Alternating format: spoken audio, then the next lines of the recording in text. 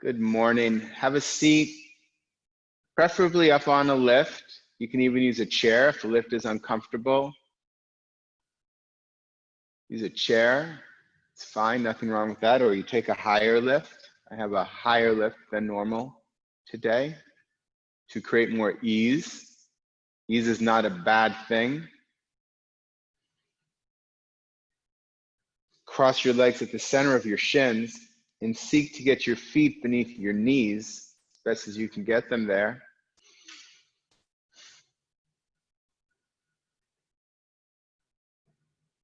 So let's talk about this ease for a moment.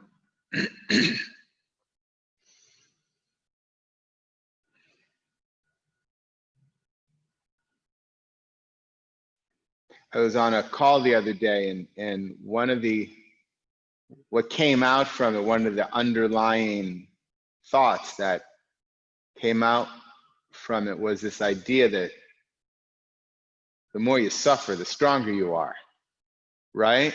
And of course, more pain, more gain, right? We, at least those of us who were brought up in the United States, heard that when we were kids. I don't believe in that one. We're not going to live a life without pain, and certainly some pain as we open muscles and things like that, we'll experience sensation. But more pain does not lead us to more gain. Suffering does not make us stronger. In fact, it makes us weaker if we force it upon ourselves. Yes, there's difficulties as we navigate this life, but we don't need to force more suffering on ourselves because that will drain our resources, makes us weaker. The first limb of yoga is the yamas, right? So we practice asana. That's the third limb in this class here. But we all want to be practicing the yamas and the niyamas. The first of the yamas is ahimsa, nonviolence. And we appropriately think of that in a way of not hurting each other, not hurting animals, other creatures.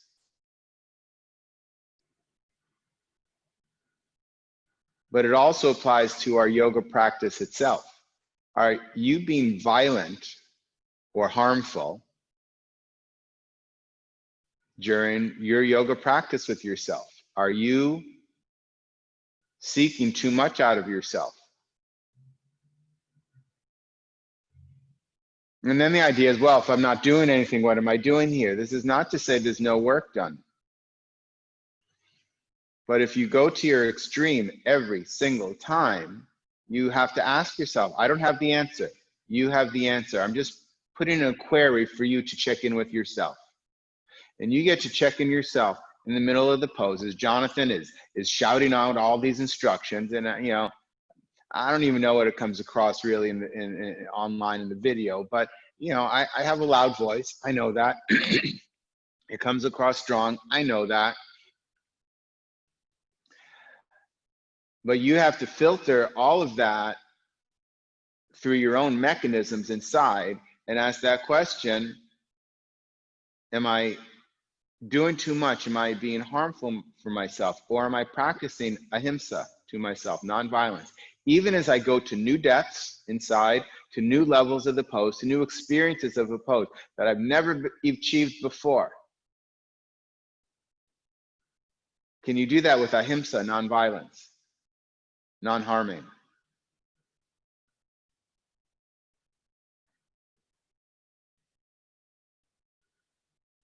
And practice it with a sense of ease. Ease does not mean zero sensation, but it doesn't mean I demand more sensation.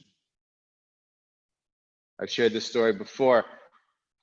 BKS Iyengar was teaching a pose. This is how the story was relayed to me as best I remembered. I was not there, but BKS Iyengar was teaching someone a pose, and the person said to him, but I don't feel anything.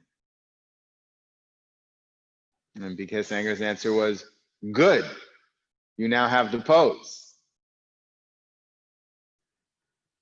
We're not supposed to hurt ourselves in this yoga practice.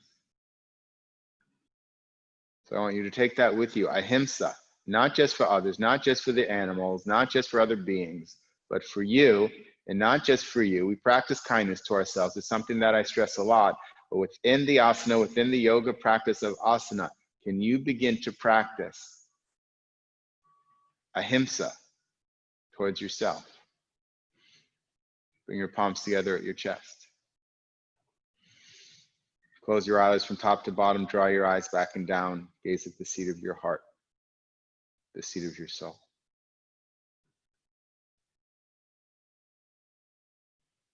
Balance evenly on your sits bones.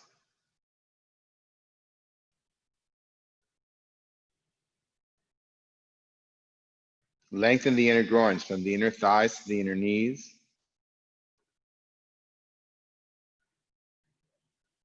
From the upper inner thighs back towards the lower abdomen, lengthening that whole inner groin. Descending the flesh of the inner thighs, that whole area, especially the upper thigh, but ultimately engaging that whole thigh or releasing that whole thigh so that the flesh descends from the front of the leg towards the back of the leg, from the front quadricep towards the hamstring. And maintain that lengthening, that releasing as you draw from the outer knees to the outer hips, compact your hips together. So there's a firmness, a steadiness as you compact the hips together, creating a firm base for yourself. And there's an ease as we create an opening and more space in the inner thighs, the groins, which some of you may notice reflects in the abdomen. How you hold your abdomen reflects in the breath, how the breath breathes you.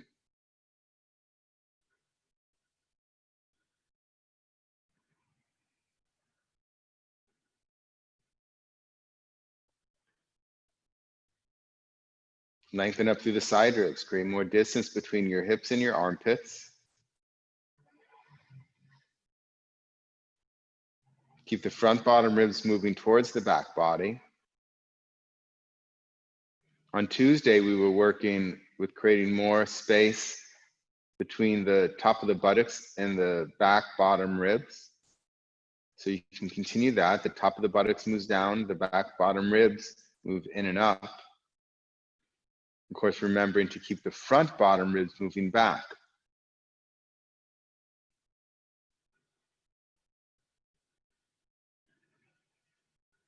As you touch your palms evenly, left to right, right to left, allow your shoulder bones to move away from the sides of your neck.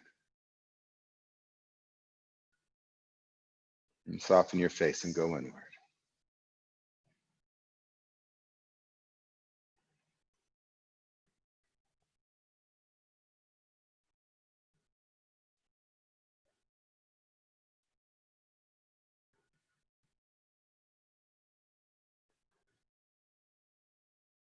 Let's chant the syllable Om 3 times together. Exhaling completely. Deep inhalation.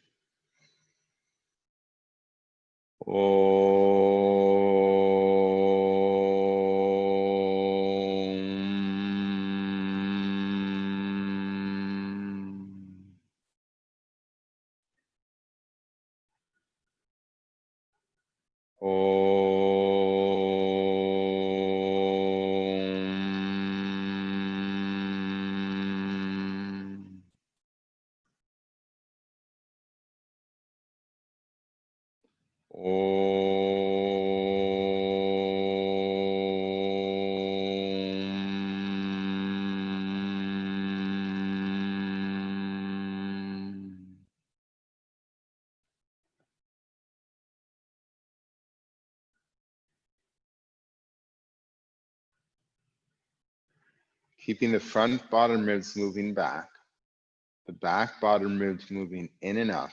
Allow the chest to rise. And then lower your chin towards your chest. But consider your chest rising more than your chin lowering. The chest is trying to reach up towards the chin.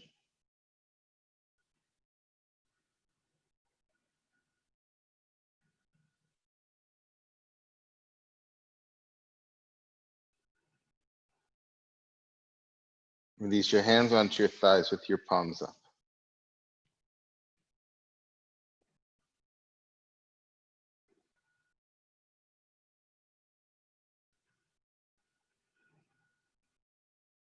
With your eyes closed, raise your head.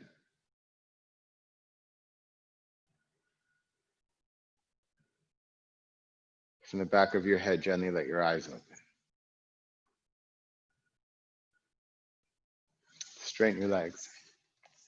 Oh, and I should have said at the beginning if you don't have them. So I have some props ready. We'll see where we go today. But I have a chair. You can use any kind of chair you want. Blocks for potentially some height. You can use books, pots, anything you have around. And I have a strap. You can use a scarf, a belt, anything like that. Hands by your hips, elbows bent, legs straight. Dandasana.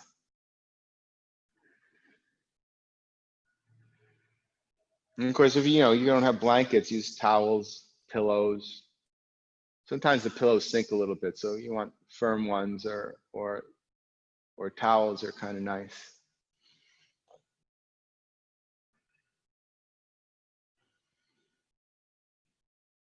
Press the tops of the thigh bones down.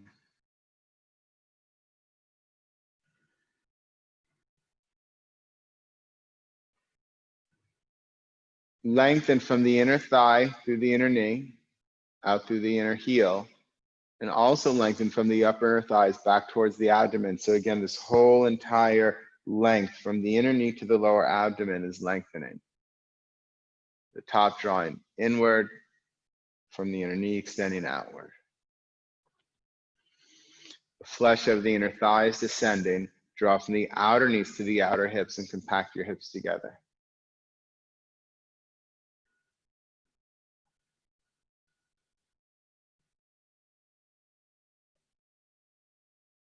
Now do see that you're balanced evenly on your sits bones.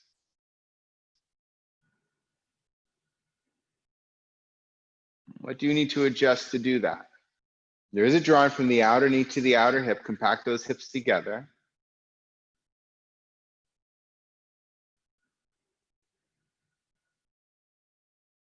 Now with the elbows bent, slightly draw the elbows towards each other. So this is one of those places where some of us will work too much and we'll just jam those elbows back as much as we can and throw the ribs forward and throw the chest forward. Okay, maybe for another day. Just take them back, maybe so the upper arms are parallel to each other. So the elbows point straight back, but not towards each other. So there's a sense of ease, but also an opening. Because if we go too much, we end up closing the back. We want the chest open, but we also need an open back. Now push down with the sit bones evenly. And then as you push down with the hands, there is the upper arms rotate out slightly. So rotate the upper arms out and begin to straighten the arms to lift up the side ribs. But not so much. They may or may not get straight. And guess what? It doesn't just depend on the length of your side ribs, though it does, but it depends on the length of your arms too. And how your neck is doing. Don't straighten them so much that your shoulders get closer to your ears at all. If your shoulders rise at all, stop straightening your arms. Just stop. It would be harmful. Why would you strain your arms if it's going to bother your neck? That would be silly.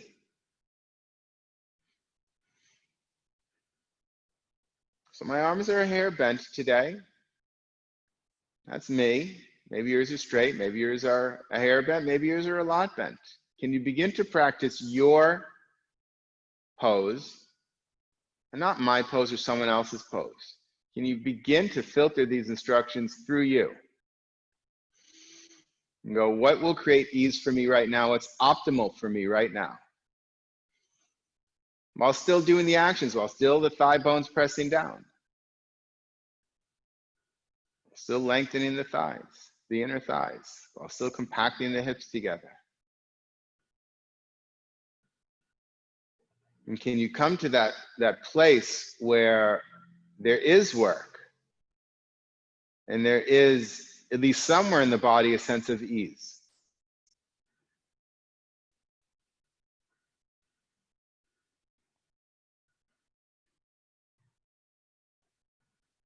Upavista Konasana, separate your legs. See that they're on the same plane. All right, so I have them lined up with the edge of the mat. If you have floorboards in the room, you can use floorboards. So do your best to make sure that you're lined up. Now, I noticed as soon as I separate my legs here, and it took, to be clear, it took me years, many years to discover this. When I draw the outer knees to the outer hips, my left hip draws in kind of nicely, but this one goes out, my right one goes out. And as I'm pointing to my legs, I'm not mirroring right now. So I need to really focus on drawing that right outer knee to outer hip and moving that femur bone back into the hip socket. Now my base is more firm. Now I can get that even balance of the sit bones. So can you go inward and observe in that way? And maybe it'll take you, 10, 20 years to look inside too and get it. That's fine, but you have to start the practice of observation in order to then witness something. Press your thighs down. Lengthen from the inner thigh through the inner knee, through the inner heel. Lengthen from the upper inner thigh back towards the abdomen. Descend the flesh of the inner thighs, both of them, and draw the outer knees to the outer hips. And as I do that, I have to pay utmost attention, because when my mind wanders, even as I speak, right? So I'm teaching, so my mind goes to teaching. I notice my right hip will go. So I have to use my utmost awareness and attention to maintain that. You do too. Maintain an evenness on the two sides, or as we were talking about the other day, finding the ability to work unevenly to become even. How do you need to work unevenly to become even? And as you maintain the legs here, going back to the side ribs, so elbows back, so the upper arms are parallel to each other, elbows point straight back. Watch these front ribs sticking out. They draw in and push down. With your sit bones, you're pushing down, but then with your hands, beginning to straighten the arms, they don't need to become straight, to lengthen through the side ribs.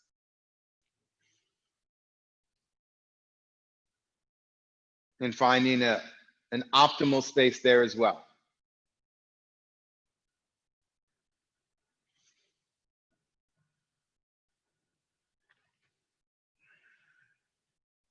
And again, working on taking the top of the buttocks down and the bottom back ribs in and up.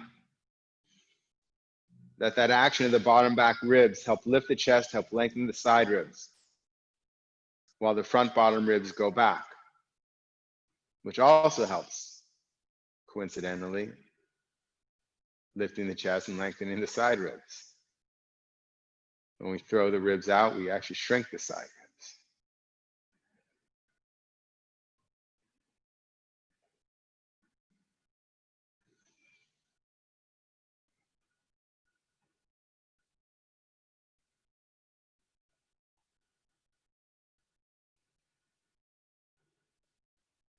And taking hold of the inside of the knees. Lift straight up. Allow the feet to come towards each other, and then you can help finish it. So take hold of your ankles. Take your heels together in Baddha Konasana, hands then by your hips.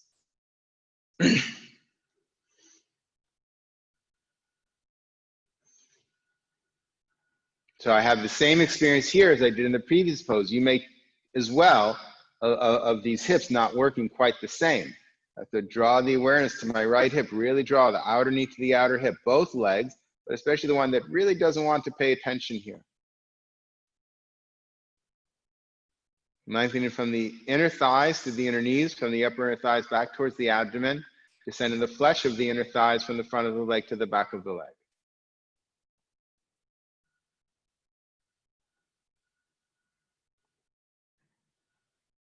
And using your arms to lengthen the side ribs, create more distance between the top of the buttocks and your back bottom ribs. Front bottom ribs move towards the back body. Back bottom ribs move in and up as the top of the buttocks goes down. So you want to try and have those three actions sync with each other.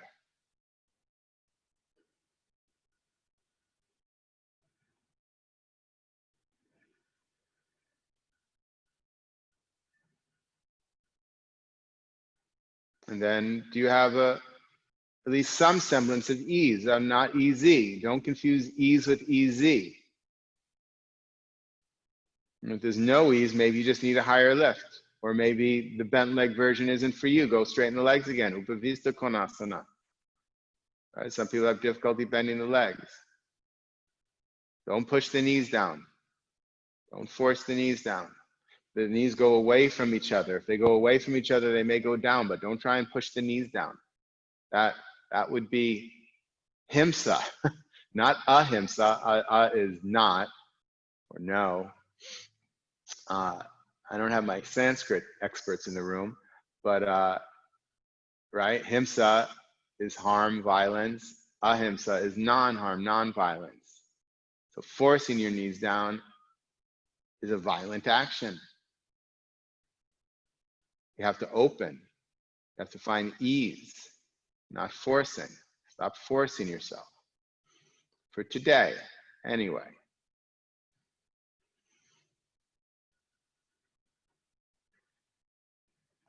Take your hands on the outside of your knees, push your legs together, hold behind one knee, draw the flesh towards the buttocks, drag the heel, straighten the leg, other leg. Hold behind the knee, draw the flesh towards the buttock, drag the heel, straighten the leg, hands by your hips, Dandasana.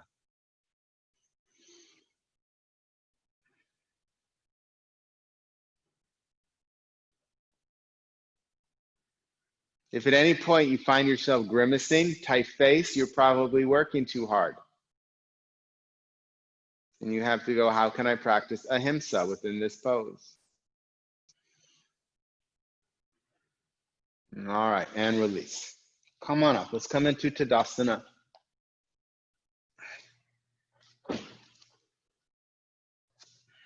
Feet together.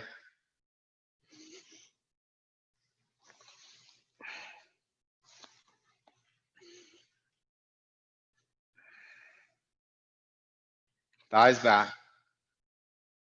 Right, so the work of the legs is the same here. Thighs back.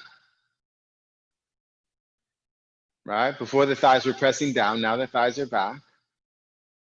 Lengthening from the inner knee to the lower abdomen. And when I really get it, it reflects all the way up into the upper torso. Front bottom ribs going back bottom ribs coming in. Right, so those three actions we were talking about before, the front ribs back ribs in and up, top of the buttocks down. The outer knees to the outer hips, compact your hips together. Send the shoulders down, extend through the arms. Just check in here.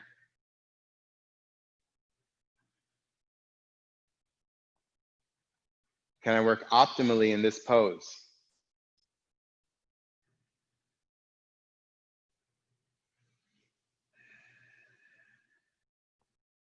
And release. Take hold of a strap or a scarf or belt or something. Let's open up the shoulders. You know, actually, I changed my mind. But just keep it nearby. Put it down. Let's do Urdhva Hastasana first, then shoulders, then again. So you can actually see the differences because we don't really witness differences enough. What changes are actually taking place. So take your arms forward, Tadasana. Keep the thighs pressing back. Regain the legs. So thighs back, lengthen the groins, outer knees to outer hips. Arms are forward. Front bottom ribs back bottom ribs in and up as the top of the buttocks goes down. From the base of the shoulders, push the arms up. I should have said base of the shoulder blades, excuse me. Now keep that front bottom ribs moving back bottom ribs moving in and up, top of the buttocks down. And open those armpits, lengthen up. Just notice the armpits, how open the armpits are, how closed they are. Turn your hands up to the side, exhale, come down. Now take hold of your strap. Extend your arms up. Arms are wide.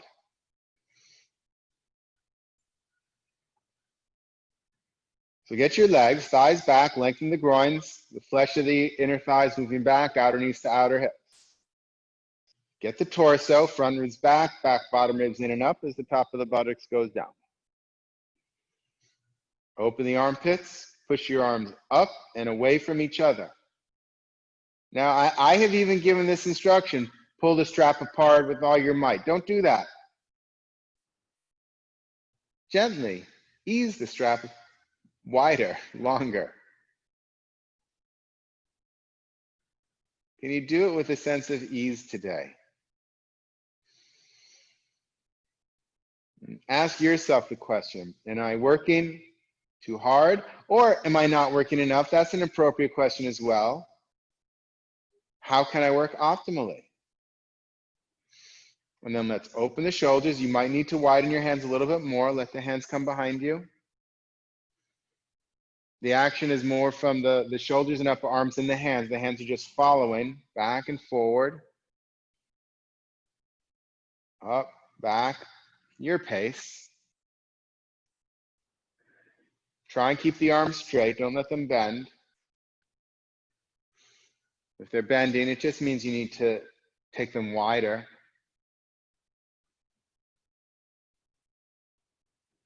And try to have it so that as they go through that spot that might hit you a little bit, see if both sides can flow through it at the same time evenly. That one shoulder doesn't move before the other as best you can. At least be aware of it. One shoulder arm is not always following the other.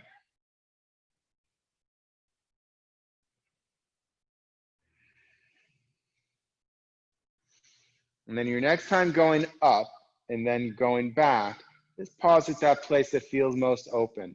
Now, when I do that, it feels wonderful in the armpits, but I do notice that I throw my front ribs forward. Maybe you do too. And if you are, ensure the front bottom ribs move back, the back bottom ribs move in and up. Well, that's a bigger opening. And the top of the buttocks moves down. And what was most interesting for me as I did that wasn't so much the opening, but even though I thought my face was completely released, it softened more.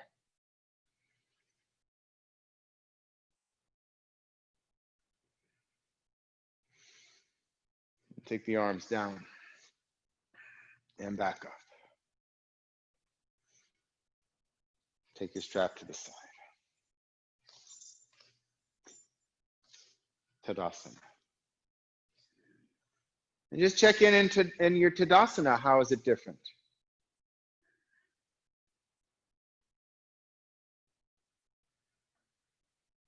Thighs back, lengthening the inner thighs from the inner knee to the lower abdomen. Front bottom ribs back, back bottom ribs in and up. Top of the buttocks down, arms forward.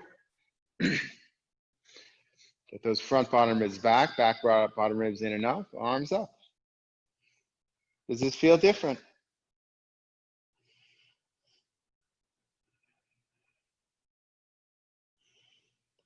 For me, it's a completely different pose now. And it's not just the openness, though, that's there. For me, there's a lightness to it. And again, I'm not demanding that you have the same experience as I am, but I'm trying to give cues for you to do your work of Svadhyaya self-study. Can you ask these same questions? Am I working not enough? Am I working too hard? How can I work optimally? And what are the effects of each of these actions I take?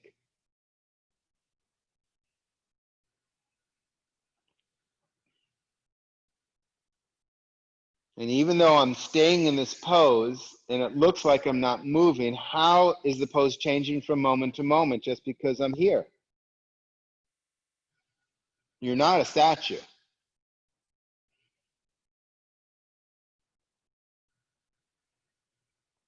Turn your hands up to the sides. Exhale, come down. Utthita Trikonasana, triangle pose. Take your fingertips up by your chest. Bend your legs. Jump or step your feet wide. Take a wide stance with your feet below your hands as your arms are extended. Drop your shoulders. Hold your arms up from your armpits. Press your thighs back. Tops of the thighs, not the knees, tops of the thighs.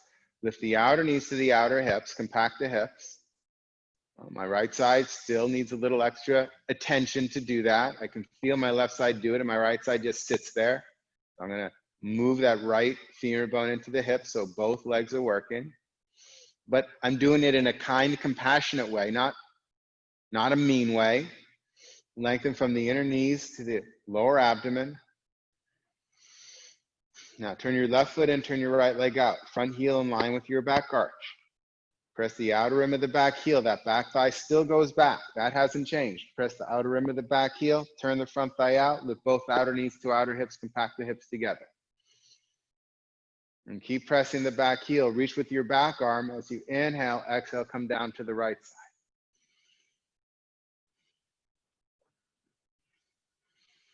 Press your back heel. Turn your front thigh out. Lift from your outer knees to outer hips. Head back. Don't tuck your chin.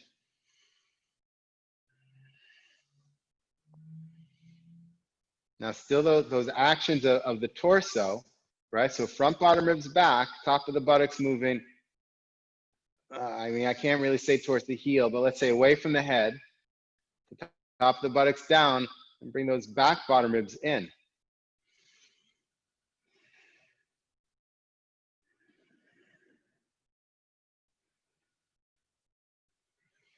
And then press into the back heel, reach through your top arm and pull yourself up and out, parallel your feet. So take your hands on your hips for a moment. So as you do that work with the torso, it's as if you're trying to compact yourself between two panes of glass so that you're getting wider in the torso from left to right, right to left, but front back, you're actually getting slightly narrower or at least on the same plane, that there's not a forward bend or any kind of back bend there. Often we turn into a back bend in this pose. So resist that, extend the arms. Right foot and left leg out. Front heel in line with your back arch. That back thigh still moves back, press into the outer rim of the back heel. Turn the front thigh out, lift both outer knees to outer hips, compact the hips together. Keep pressing that back heel, reach through the back arm, inhale, exhale, come down. So again, you want to scan the body, okay? How do I get into that back heel? Back thigh back, press the back heel. And I turn the front thigh out, optimally lift the outer knee to the outer hip. Front bottom ribs back, top of the buttocks down, back bottom ribs in and up. Head back. Extend those arms away from each other. Now, are you working optimally? Are you doing too much? Are you doing too little?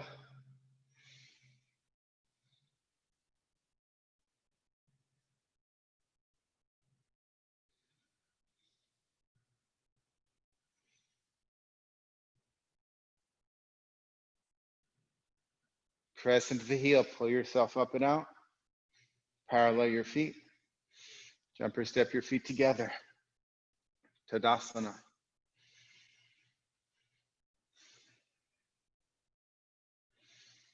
One more time. Fingertips up. Bend your legs. Jump or step. Drop the shoulders. Extend the arms.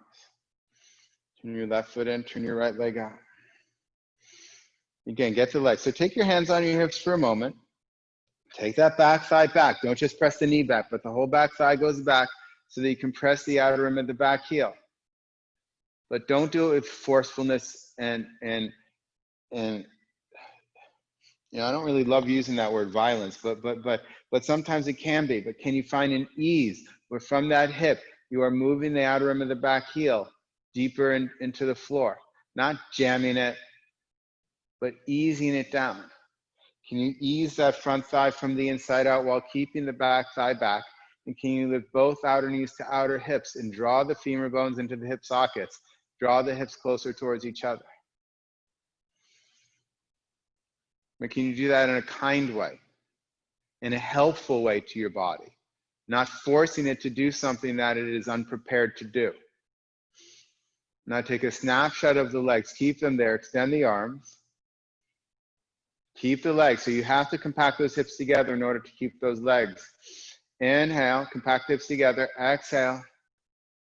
Come up. Take your top arm onto your hip.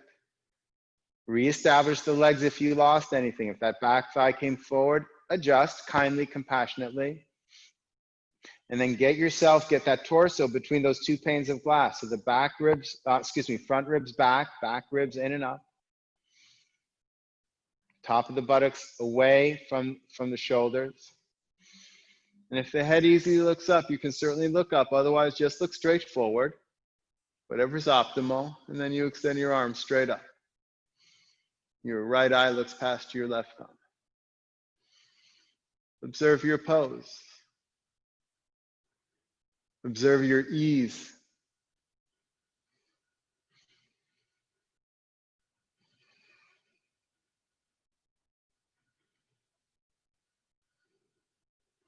Pull yourself up and out.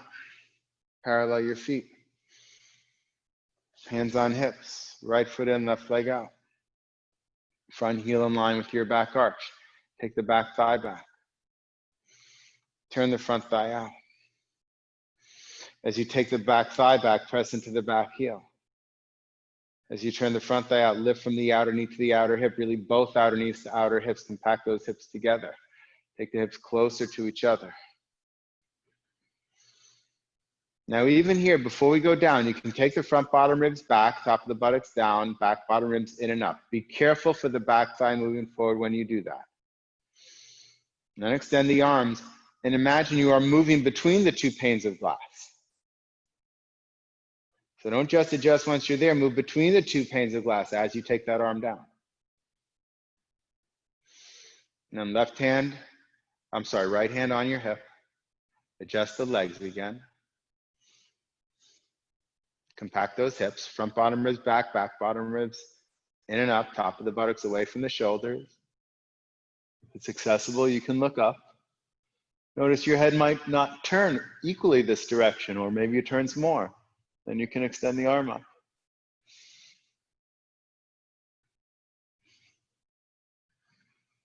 Observe your pose, observe your ease.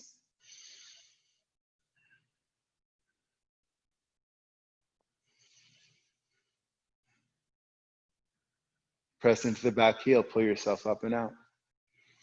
Parallel your feet, jump or step your feet together. Tadasana, check in.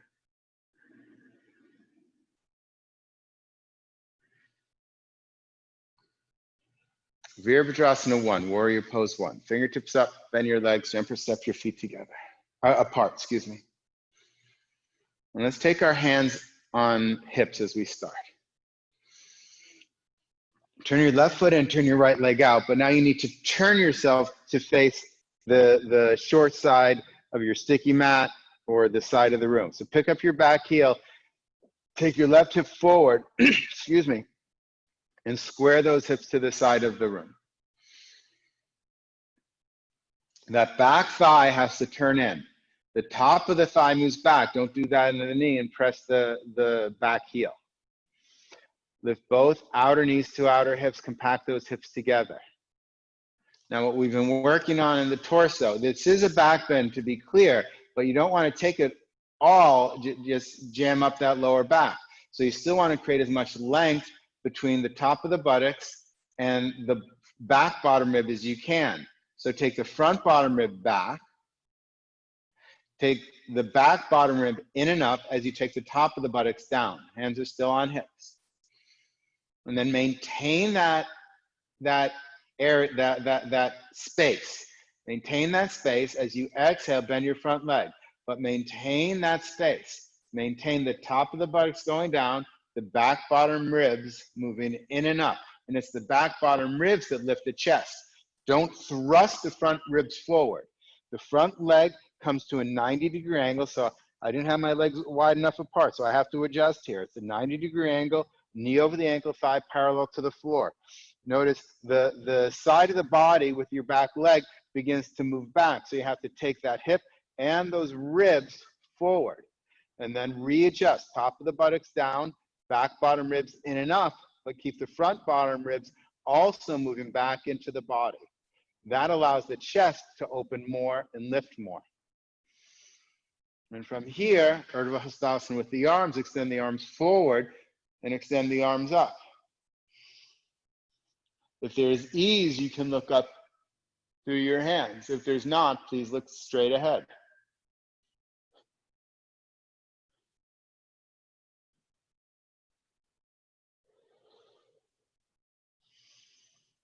And then as you press into the back heel, reach through the arms, straighten the front leg. Parallel your feet, arms out to the sides. Take your hands on your hips, take a breath. Turn your right foot in, turn your left leg out. Pick up your back heel, turn to face the opposite side. And again, so you want to take now this right hip forward, the right ribs forward, then place that heel down. If by the way, if your heel isn't going down, if you can't get the heel at all, and I get that it's elusive, but you can always take a blanket or a towel and place that under your heel. Okay, so that's an option if you have no access to that back heel. So again, that back thigh has to turn in. The top of the back thigh presses back. Don't do it in the knee, and press the back heel. Hips squared, ribs squared. Now the torso, what we've been working with. The shoulders are above the hips, but take the top of the buttocks down. The back bottom ribs move in and up so that that space between the top of the buttocks and the bottom ribs is longer. The front bottom ribs move back. And can you maintain that space of the torso? So as you bend the leg, the torso doesn't really move at all. It floats in space, but it's not doing its own movement. On your exhalation, bend that front leg into that 90-degree angle. Knee over the ankle, adjust your stance if you need to. Knee over the ankle, thigh parallel to the floor. So again, that right hip then goes back and the right ribs follow. So take the right hip forward as you press the back heel. Take the right ribs forward and adjust again. Top of the buttocks down, back bottom ribs in and up so there's more space there. Front bottom ribs moving back.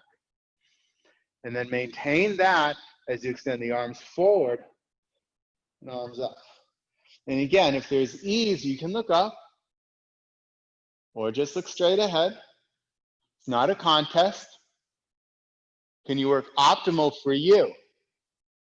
Not for what you want to be, but for where you are today, not yesterday, not tomorrow. Some days I look up, some days I don't, to be clear.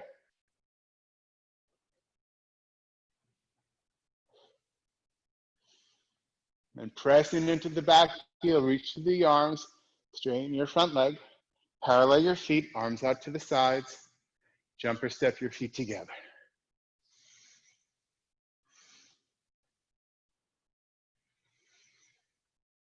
And just check in with yourself. Why did we do that pose? Why did you do that pose? What effect did it have on your body, on your mind, on the breath? And one more time, fingertips up, bend your legs, jump or step your feet wide. We're not changing anything. You know, often we add, we build, but what if we just did the same exact thing again, just to see what differences happen by repeating? Take your hands on your hips. It's fine to add. We don't always have to add. Sometimes we just have to see what differences come up. Turn your left foot in, turn your right leg out. Pick up your back heel, square your hips. Right? If you do the same thing, maybe your hips square more. Press that thigh back to press the heel. Maybe your ribs square more. Maybe there's more space from the top of the buttocks to as you take the top of the buttocks down to the back bottom ribs as you take those in and up. And the front bottom ribs moving back. Maintain the torso as you bend the front leg. Maybe you can sink into it a little bit more. Maybe you can really get that 90-degree angle.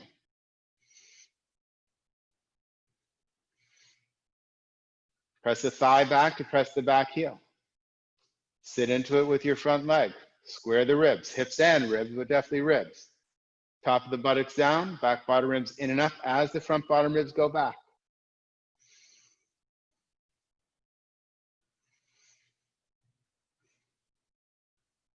Extend your arms forward, arms up.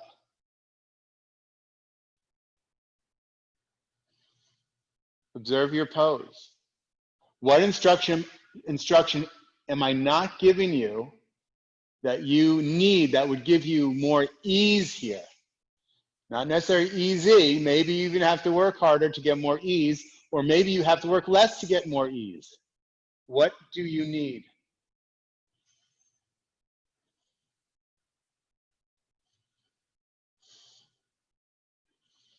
Reach through the arms, straighten the front leg, parallel the feet, arms out to the side, hands on hips, take a breath.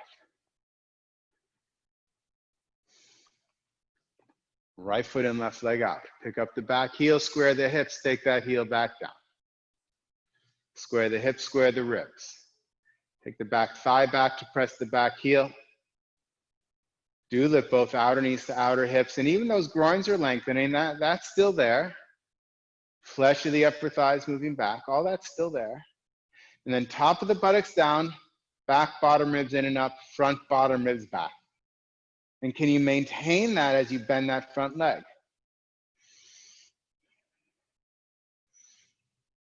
And as I notice my body, I maintained some, but those ribs still came back, so I have to adjust. Right ribs forward, square those ribs, press the back heel. Top of the buttocks down, back bottom ribs in and up, front bottom ribs back. And only once I have that, then take the arms forward, arms up. Experience your pose, observe your pose.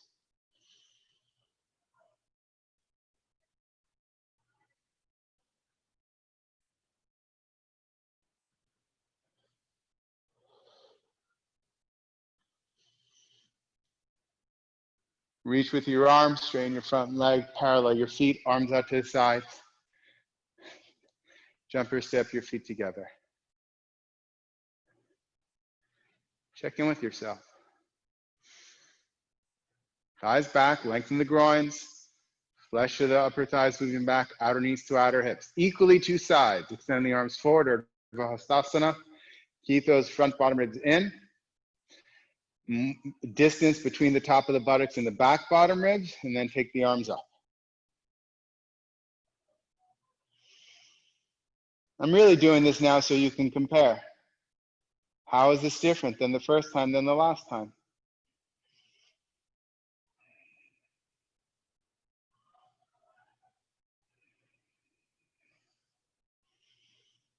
What's accessible to you that may not have been accessible? What's the difference in the emotional and the physical bodies? Turn your arms up to the sides. Exhale, come down. We're going to do Ustrasana now. Depending on what stuff you have, here, I'm going to show you what I want you to have, or something similar. If you need something for your knees, take something for your knees. So you're welcome, to take a blanket for your knees if you'd like. I don't really need a blanket, so I'm not going to do that. But you're welcome to take a blanket for your knees. But what I want you to have is some sort of lift on your calves. So the knees will be hip distance apart with your legs going straight back. So notice they're straight back like railroad tracks. The feet tend to go in, have the feet also going straight back. And then you just take whatever you have, blankets, towels, pillows. There's two, I have one more here, so I may as well use it. Take another one. So give yourself a lift there. If you really don't have anything you can put there, turn your toes under so your heels are higher and you reach for those heightened heels. But I find it's easier for balance for me, and it's just more accessible to have that lift, okay? So I'm going to show you from the side because it might be easier, but you can do it with me. So get yourself a lift, or turn your toes under so your heels are higher. Now you want to adjust your knees. I'll show you from the front for a moment. Many people set up with their knees in line with the outer hips because that's what they're thinking of as hips. And what I'm saying is hip sockets.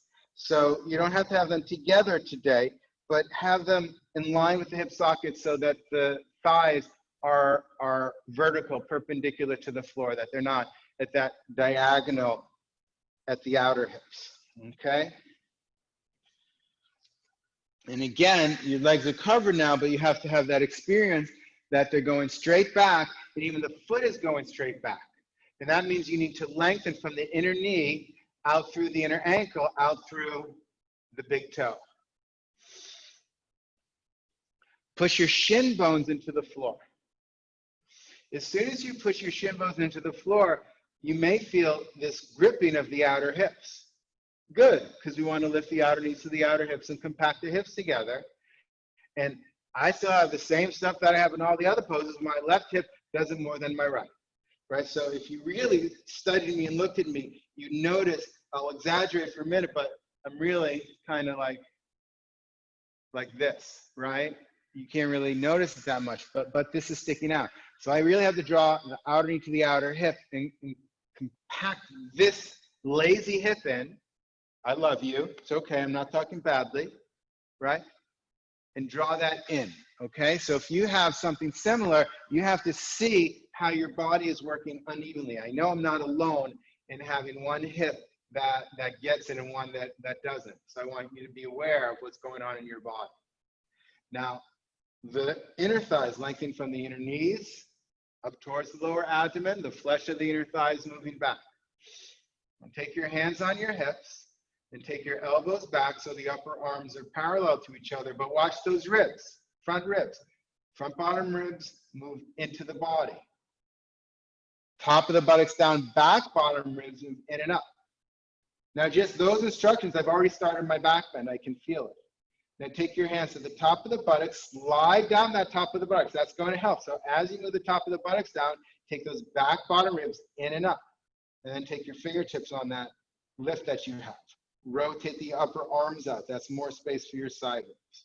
Now don't just throw the front bottom ribs up.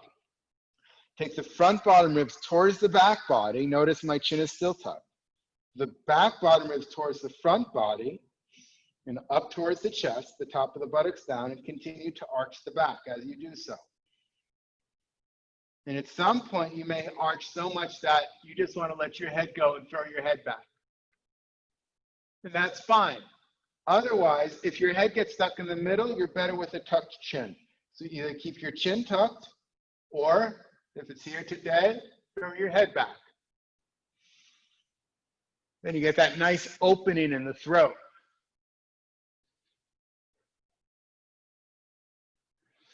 And then go back to the pose. Are you pressing your shins? Are you compacting your hips? Are you lengthening from the inner knees up through the lower abdomen, even over to the chest? Back, front bottom ribs back bottom ribs in and up. More space between the top of the buttocks and your back bottom ribs.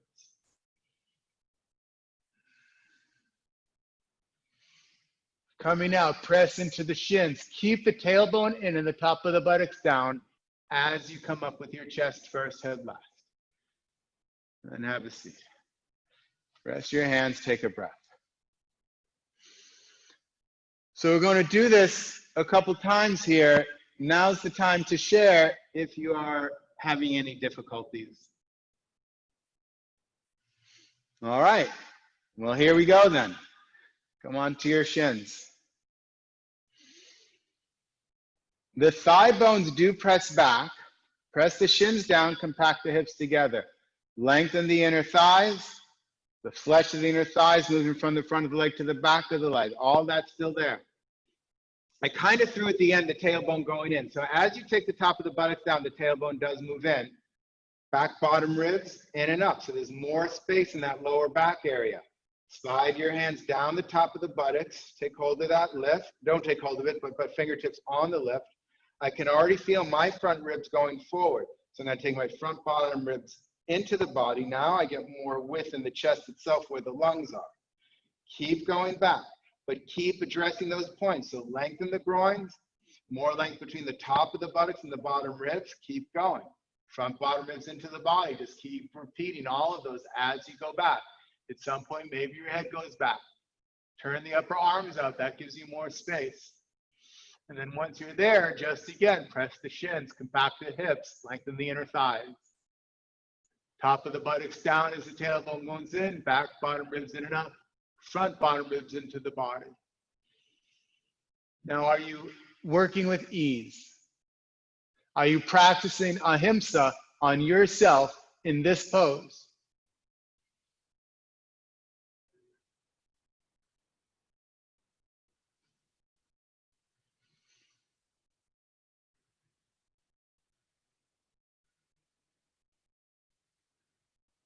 Coming out, press into the shins, inhale, come up with the chest first, head last. Have a seat.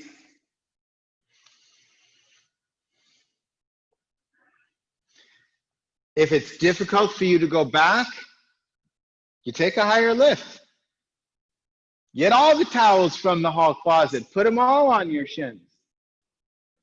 If you feel that this is just so easeful, you want to see what it's like, take one of your blankets off. But I want to be clear, don't do it for the ego, do it because that's what your body is requesting. Do it out of ahimsa in a sense of ease as opposed to, well, how can I demand more out of my practice? Demand what you can give into your practice, not what you can get out of it. Hands on hips. So you pick what setup you need. Press the shins down. Outer knees to outer hips, compact hips together. Still extending through the inner lower leg through the toe. So as you extend from the inner knee, through the inner ankle, through the inner toe, from the inner knee, then up through the inner thighs to the lower abdomen, up through the chest. Now hands on the top of the buttocks, slide it down, fingertips on your lift.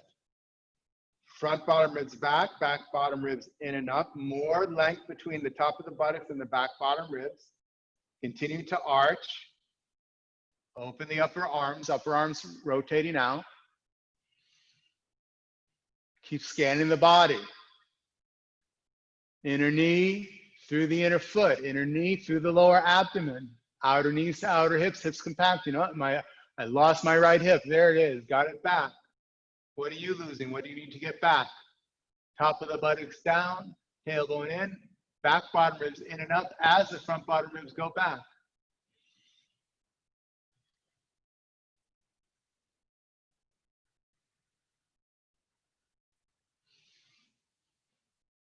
Observe.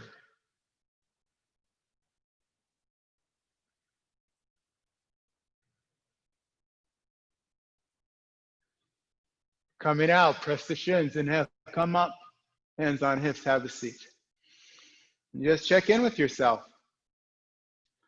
Just check in with yourself.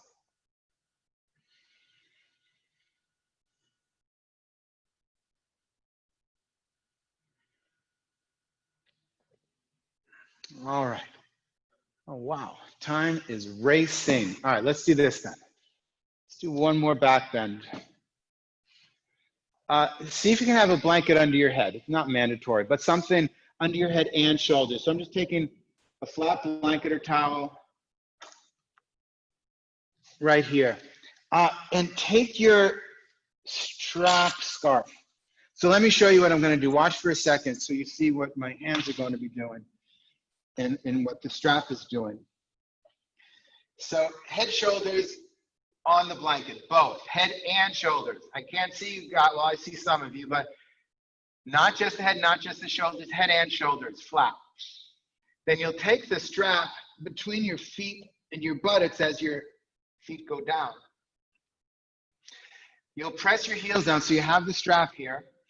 You'll press your heels down, press your outer shoulders down. But again, these same actions, I throw my ribs forward. So I have to take the ribs back into the body, top of the buttocks towards, you can say towards the heels, but it's really towards the knees.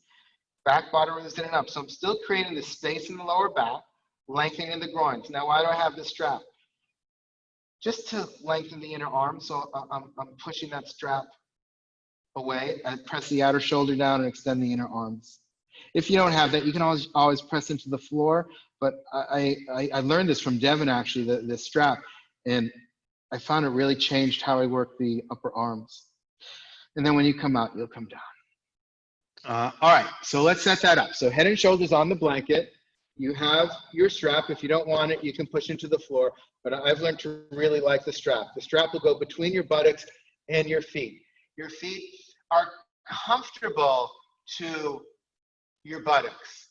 Okay, so you can take them in if that's comfortable for you. They can go right up to your buttocks. But if that's going to bother your knees, then guess what? Take them away. Roll your upper arms out. Now press into the heels, press into the outer shoulders, right? So those are the four limbs there. So press into the outer shoulders, into the heels as you lift your hips high, but with ahimsa, Now lengthen the groins from the inner knees over the lower abdomen, over the chest. Draw the outer knees to outer hips, compact your hips together. And then working on that lower back area. So the top of the buttocks moves away from the shoulders towards the back of the knees. The back bottom ribs move in and up towards the chest. And the front bottom ribs move back as the back bottom ribs move in and up. And then if you have your strap, palms are facing down right now, not up.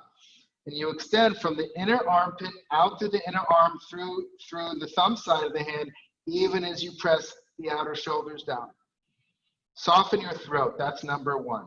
If your throat is not soft, your jaw is not soft, you're working too hard somewhere, and find a sense of ease.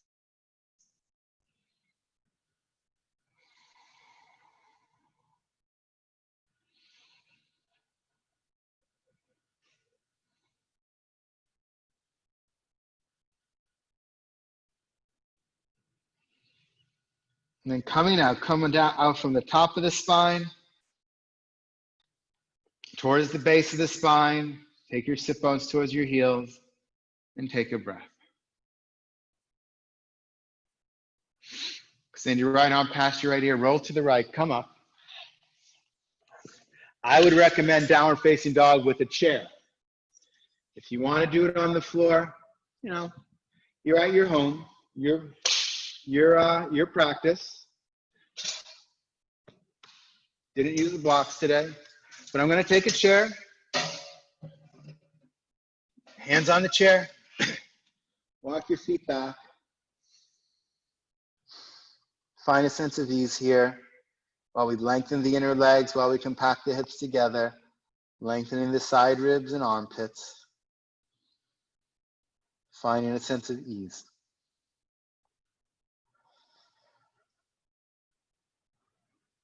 Still top of the buttocks, back bottom ribs moving away from each other. So those actions are the same.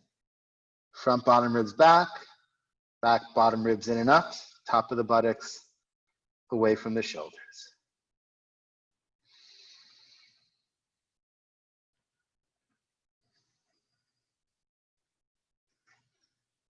And look up, walk your feet forward.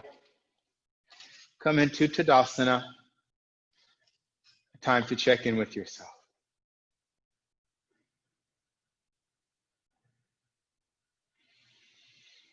And then release. Lie back again. This time take a blanket just under your head, not your shoulders. So blanket, either a flat blanket like this, depending on what you need for your neck. You can fold it in half, depending on what's going on with your body. We're going to do a gentle twist first before we settle into Shavasana. Have the blanket just touching the tops of your shoulders, supporting your 7th cervical. Arms out to the sides, legs together. Feet on the floor. Legs bent. Bend your legs into your chest. Keep the thighs together. Extend through the arms. Now turn your abdomen to the left. Your torso turns to the left, so you keep your left shoulder blade down. And keeping your thighs together, take your knees to the right. That means your right thigh needs to push up towards your left thigh, even as the legs go down to hover over your excuse me, right elbow.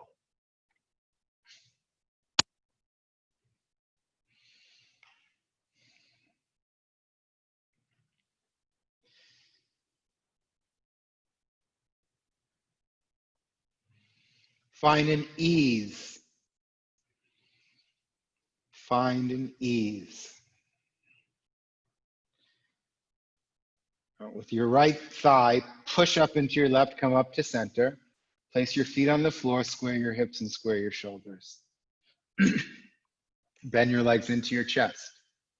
Keep the thighs together. Turn your torso to the right, right shoulder blade down, as the knees now go to the left. Push your left thigh into your right thigh so that the thighs do stay together.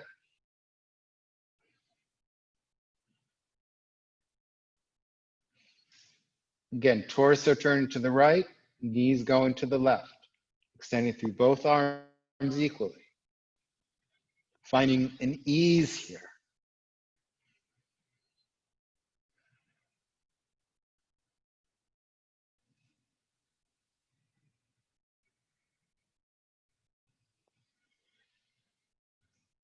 And then using the left thigh, push up and to the right. Place your feet on the floor, square your hips, square your shoulders. Bend your legs into your chest, give yourself a little hug. Say something kind to yourself.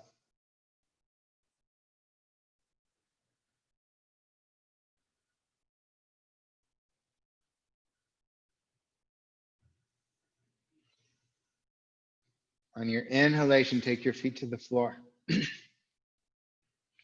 Take the top of the buttocks towards your heels. Straighten your legs one at a time. If your lower back is bothering you at all, take your legs on the seat of a chair. So just take a chair. I mean, you can bend your legs as well, or you just take your calves on the chair. And that's a wonderful way to practice Shavasana. Arms out to the side comfortably.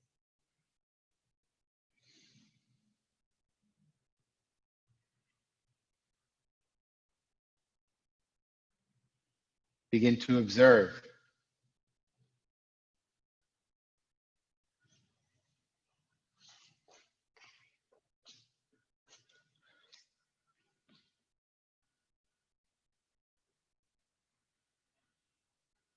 There is ease already within the body. There is ease already within the body.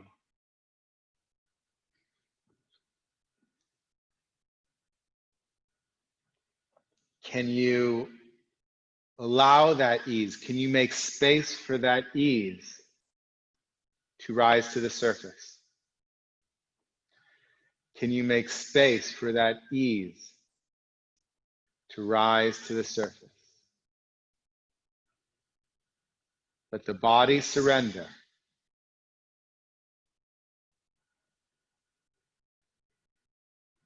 Let the ease expand.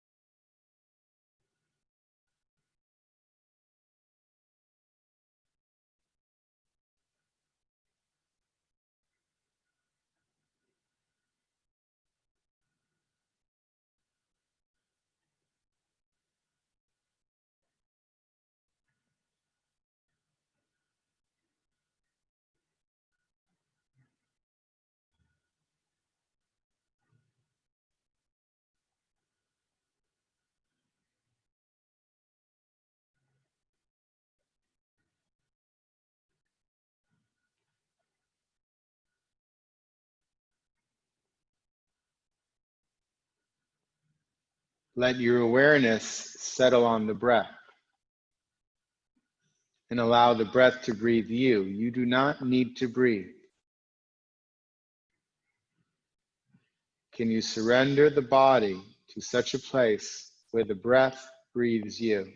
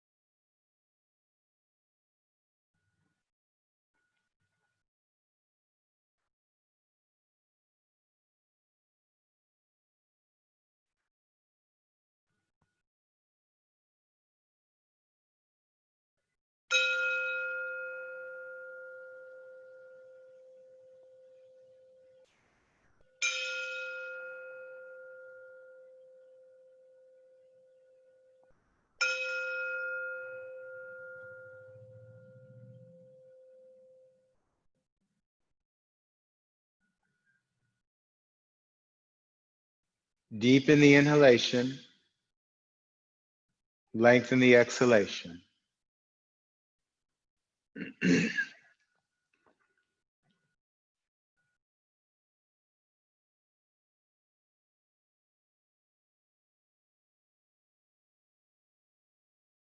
Wiggle your toes, wiggle your nose.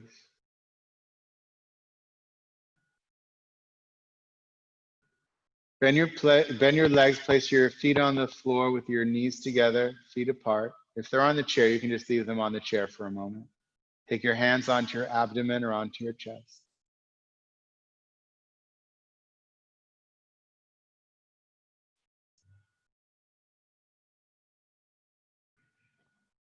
When you feel ready, extend your right arm past your right ear, roll to the right side. Be on your right side now for a moment. Observing your practice.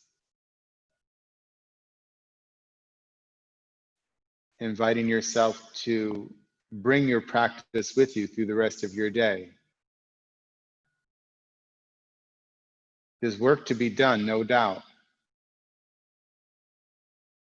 Maybe personal work for you, certainly work that we need to bring into the world. And can you bring that work into the world with a sense of ease, so that the people you touch will feel that sense of ease and they too can have ease in their lives? Place your left hand on the floor, push up, come up chest first, head last, come up to sitting. Bring your palms together, thumbs at your chest. Draw your eyes back and down as you gently turn the corners of your lips up.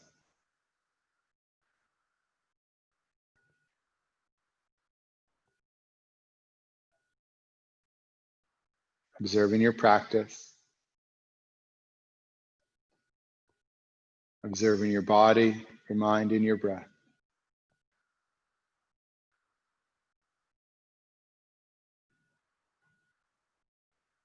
Acknowledging your presence here and the presence of others in this collective virtual room we have.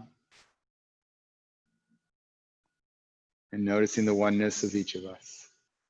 Each of us as individuals and each of us, all of us together as a collective.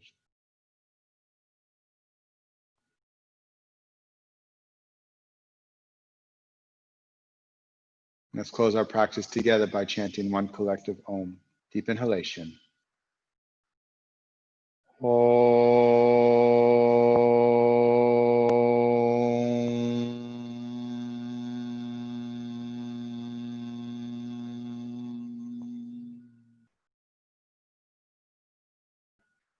Gently let the eyes open. Namaste. Bow to the divine within you.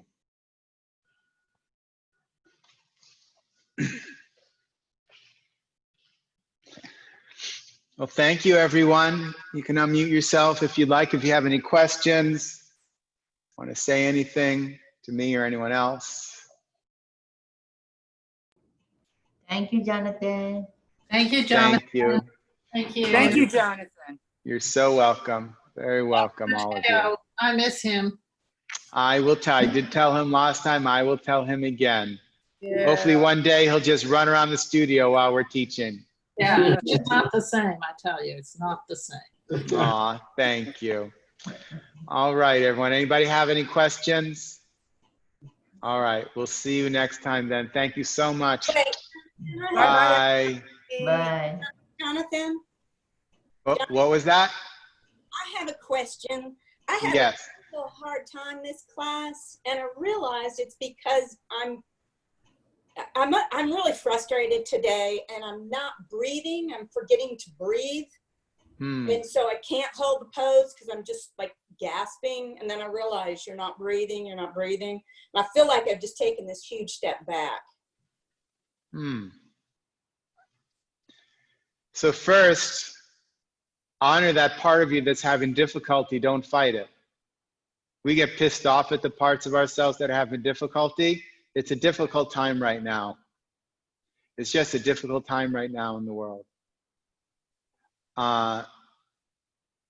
So you have to have some kindness for that part of you today that is experiencing difficulty with whatever's going on, either in the world or maybe something more specific in your life.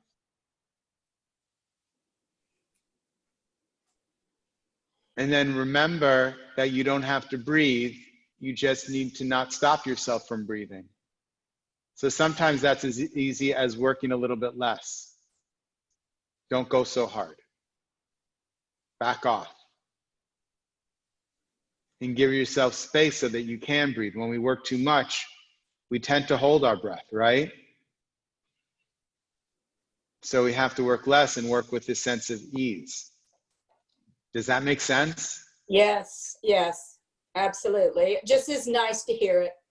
Yeah, so as soon as you notice, oh, I'm holding my breath, you can even go, oh, I wonder if I'm working too hard.